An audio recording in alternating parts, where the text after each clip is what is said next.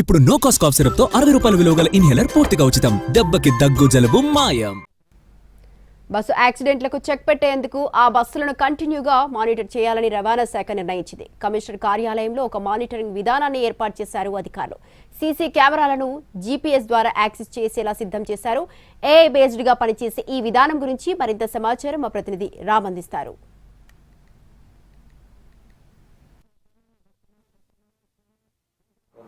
Private travels బస్సుల ప్రమాదాలని అరికట్టడానికి ఒక కొత్త విధానాన్ని, అంటే ఖచ్చితంగా ఎవరైతే డ్రైవింగ్ చేస్తారో ఆ డ్రైవింగ్లో ఉండేటటువంటి డ్రైవర్ని కొంత జాగ్రత్త పరిస్తే, ఎప్పటికప్పుడు అలర్ట్ చేస్తే ఖచ్చితంగా ప్రమాదాలని చాలా వరకు నివారించవచ్చు అనే విధంగా కూడా ఆలోచించిన నేపథ్యంలో కంట్రోల్ రూమ్ ఏర్పాటు చేసినటువంటి పరిస్థితి అయితే ఉంది. డాష్ బోర్డ్ కెమెరాల ద్వారా వాటిని పూర్తిగా మానిటర్ చేసే విధంగా ఏర్పాటు చేసిన పరిస్థితి ఉంది. మనం ఇప్పుడు ఒక కంట్రోల్ రూమ్కి సంబంధించి ఇక్కడ ఒక కంప్యూటర్ దగ్గర అయితే మనం ప్రెసెంట్ ఉన్నాము. డిటిసి మీరా ప్రసాద్ గారు మనతో పాటు ఉన్నారు. సార్ చెప్పండి, ఏ రకంగా కంట్రోల్ చేస్తారు, ఇప్పుడు ఏ విధంగా దీన్ని మానిటర్ చేస్తారు, మానిటర్ చేయడానికి అంటే వీళ్ళు ఏ విధంగా కనెక్ట్ అయి ఉంటారు యాక్చువల్గా డ్రైవర్స్? ఎస్, గౌరవ ముఖ్యమంత్రి గారి సూచన మేరకు మా రవాణా శాఖ కమిషనర్ గారు ఇది AI driven command control centre అనేటువంటిది రవాణా శాఖ కేంద్ర కార్యాలయంలో ఓపెన్ చేయడం జరిగింది. ఇక్కడ ఇప్పటికే 386 బస్సులు ఈ కమాండ్ కంట్రోల్లోకి రిజిస్టర్ చేయడం జరిగింది. ఇక్కడ మీరు చూసినట్లయితే ఈ కెమెరాలు డ్రైవర్ వైపు ఒకటి ఉంటుంది, అలాగే రోడ్డు వైపు ఒకటి ఉంటుంది. అంటే ఏ విధంగా, అంటే రోడ్డు వైపు ఉండే కెమెరా అలాగే డ్రైవర్ వైపు ఉండే కెమెరా, దీని మానిటరింగ్ ఎలా చేస్తారు? వాళ్ళతో మాట్లాడడానికి కూడా స్కోప్ ఉంటుందా? ఎస్, ఇది ఎట్లాగంటే అండి, ఇప్పుడు సపోజ్ ఇక్కడ మీరు చూసినట్లయితే ఇప్పుడు ప్రజెంట్ ఒక వెహికల్ రన్నింగ్లో ఉంది. ఇది ప్రజెంట్ స్పీడ్ 77 km/h తోటి వెళ్తుంది. ఇది స్టార్టింగ్ పాయింట్ నుంచి ఆల్రెడీ 1 hour 18 minutes జర్నీ చేసింది, 76 kilometers వచ్చింది. ఇది లైవ్ ఇప్పుడు మనం చూడాలనుకుంటే కనుక ఇక్కడ లైవ్ వీడియో క్లియర్ చేసి ఇక్కడ మనం 2 కెమెరాలు మినిమమ్, ఇంకా బస్సు ఓనర్ యొక్క అవసరాన్ని బట్టి ఇంకా 3-4 కెమెరాలు పెట్టుకోవచ్చు. అంటే లోపల ప్యాసింజర్స్ని చూసేదానికి ఒకటి పెట్టవచ్చు, అట్లాగే బస్సు లెఫ్ట్ సైడ్ కానీ రైట్ సైడ్ కానీ ఒక కెమెరా పెట్టుకోవచ్చు.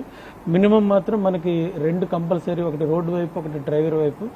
ఇక్కడ మనం లైవ్ వీడియో చూసేటప్పుడు 2 క్లియర్ చేసుకుని 2 కన్ఫర్మ్ చేసుకుని మనం కనుక ఈ ప్లే రికార్డ్ ఈ ప్లే బటన్ మనం క్లిక్ చేస్తే ఇదిగోండి ఇప్పుడు ఈ బస్సు మనకి బయలుదేరుతుంది. ఇక్కడేమో డ్రైవర్ని మనం చూడగలుగుతున్నాం. సో డ్రైవర్ బిహేవియర్ని మనం ఇక్కడ అబ్జర్వ్ చేయొచ్చు. అట్లాగే ఈ అతను వెళ్తున్న దారిలో రోడ్డు కూడా మనం చూడొచ్చు. ఒకవేళ మనం ఈ డ్రైవర్ తోటి మాట్లాడాలి అనుకున్నప్పుడు మనం ఇక్కడ ఈ వాయిస్ కాల్ని కనుక మనం క్లిక్ చేస్తే డ్రైవర్తో మనం కాంటాక్ట్ అవుతాము. డ్రైవర్కి మనం ఏమన్నా సూచనలు చేయొచ్చు.